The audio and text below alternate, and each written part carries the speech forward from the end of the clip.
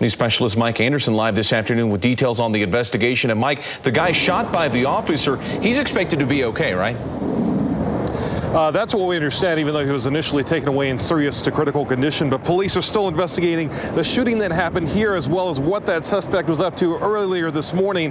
This is where he was shot by an off-duty West Jordan police officer here in this Taylorsville neighborhood. Investigators say it all started with a shooting outside the Banbury Coast Saloon in Mill Creek around midnight. One man was shot in the hip area. He's expected to recover, but that's when one or two men took off in a silver Hyundai heading west.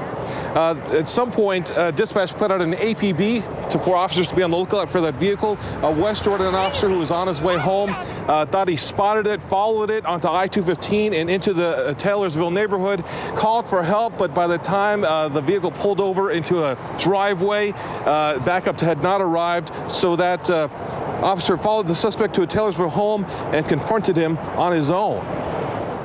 In all honesty, is extremely brave to follow that vehicle that had potentially a couple of people in there with guns who had just shot somebody.